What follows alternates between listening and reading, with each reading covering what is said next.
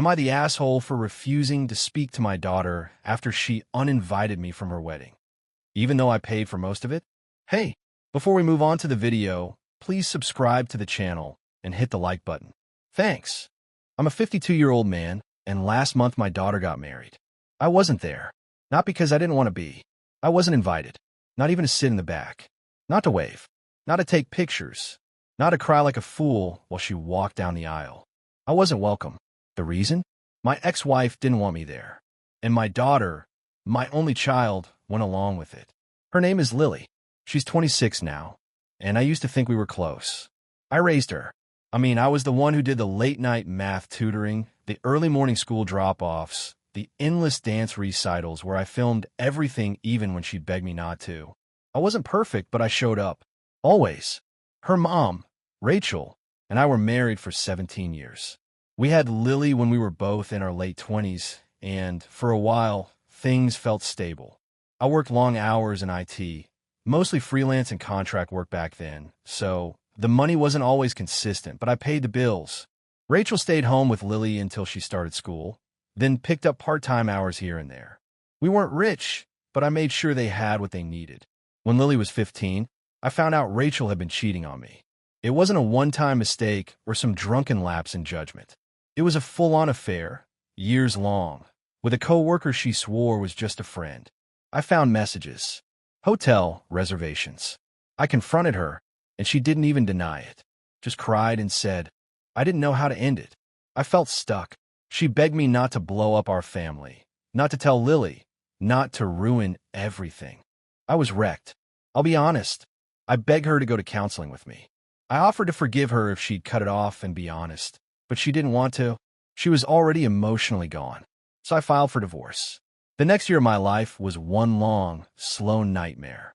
Rachel fought for full custody, claimed I was emotionally unstable because I'd yelled at her during one of our last arguments. She tried to paint herself as the sainted mother holding the family together while I acted out. It was garbage, but family court doesn't care if your wife cheated. They care about stability and continuity, and Rachel was better at spinning a calm, reasonable story in court. I got shared custody, but she got primary. Lily was still a teenager, and Rachel immediately started poisoning the well. Subtle stuff. Your dad's stressed, sweetheart. Let's not bother him. Or, it's hard for him to be a full-time parent. He never really had to before. That kind of thing. I tried to keep it cordial, but every time I dropped Lily off, I could see Rachel smirking like she'd won. Still, I kept showing up. I took Lily to soccer. I helped with her college applications. When she got into a state school with a decent scholarship, I covered everything else, books, dorm furniture, monthly stipends, because I knew Rachel wouldn't lift a finger. She'd support Lily emotionally, whatever that meant, but when it came time to pay, she always had an excuse. Through college, Lily and I were close. Or so I thought. We texted almost daily, did video calls. I visited her once a month, even though it was a 5-hour drive. She always thanked me for being the consistent one. She said, "You never gave up on me." I held those words close. They got me through every lonely weekend. Every holiday, she chose to split, mostly with Mom, because it's easier. After graduation, Lily got a job in another city. I helped her move. I paid for the U-Haul, drove it myself, even stayed a couple of extra days to help her build IKEA furniture. She cried when I left, hugged me, said, "I'm so lucky you're my dad." Then she met Tyler, her now husband. I met him a few times, seemed like a decent guy. Polite, steady job, laughed at my bad jokes. Didn't say much, but he treated Lily well. I had no complaints. When they got engaged, I was thrilled. She called me first. I cried on the phone. I told her I'd help with anything. Venue, catering, honeymoon. Even though I'm not wealthy, I've always saved for big milestones. And this was the milestone. My baby girl was getting married. She said, "I want you to walk me down the aisle, Dad. You've earned it more than anyone." I cried again, like a sap. A few months later, she sent me spreadsheets, cost breakdowns, vendor lists.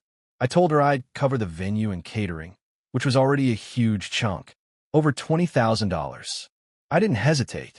I didn't ask for conditions. I just said, "Anything for you."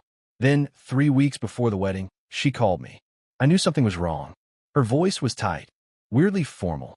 She said, "Dad, I need to talk to you about something, and I really hope you won't take it the wrong way." My stomach sank. She said, "We've been talking, and I think it might be better if you don't come to the wedding." I thought I'd misheard. I literally said, "What?" She started babbling about how Rachel was feeling anxious, how she didn't want drama, how she wanted the day to be peaceful, how Tyler's family didn't need to see any weirdness. I just sat there, silent. Then she said, "It's not personal." I laughed. Not because it was funny, because I didn't know what else to do. "Not personal?" I said. "You're uninviting your father from your wedding, the one who paid for half of it." She said, "Mom's really emotional right now.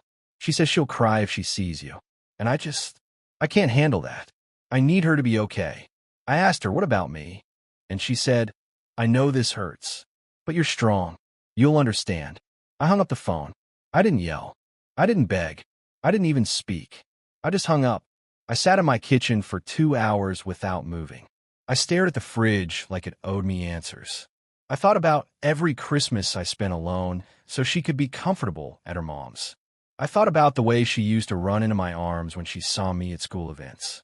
I thought about the time she had the flu in college, and I drove 5 hours through a snowstorm to bring her soup and medicine. I thought about all of it, and I realized none of it mattered. Because when the biggest moment of her life came, she chose the woman who tore our family apart. The one who lied, who manipulated, who gaslit both of us. She chose her, and she told me to be strong. I haven't spoken to her since. I didn't ask for my money back. I didn't cancel any checks. I just disappeared. A week later, I got a text from Rachel, my ex. It said, "Thanks for helping make our daughter's day perfect." She was radiant. I didn't respond, because I finally understood. I was good enough to pay for it, just not good enough to be part of it. I spent the day of the wedding doing nothing. I didn't go for a walk. I didn't turn on the TV. I didn't drink. I didn't cry. I just sat on the couch with the blinds drawn, phone face down, completely still. The quiet was deafening. There were no texts from family asking if I was on my way, no calls with last-minute directions, no FaceTime from my daughter showing me her dress or her flowers or her friends laughing while they got ready. I wasn't part of the story. Around 3 p.m., I checked Facebook. I don't know why I did it. Some stupid reflex. The kind that hurts, but you do it anyway, like pushing on a bruise. There she was, Lily, tagged in someone's live video, walking down the aisle. She looked beautiful. That part wasn't surprising. She always did. But what gutted me was how happy she looked. Like nothing was missing. Like I hadn't been cut out like a tumor. It was Rachel walking her down the aisle. Rachel, the same woman who lied to me, lied to our daughter, and blew up our family for her own selfish reasons. And there she was, smiling, waving at guests like royalty, tears in her eyes like she was the picture of maternal sacrifice. I don't know if I've ever hated someone in my life, but in that moment, I came close. The rest of the night, I saw pictures flood in.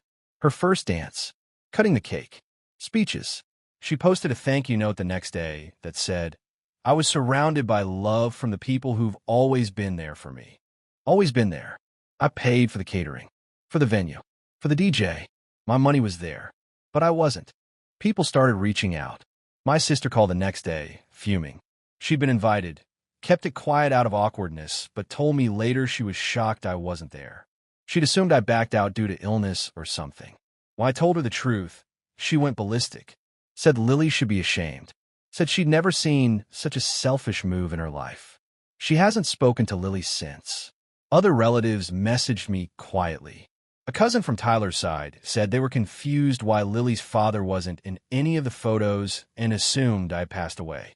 Someone even asked Rachel about me at the reception, and she apparently said, "Oh, he couldn't make it," like I had something better to do.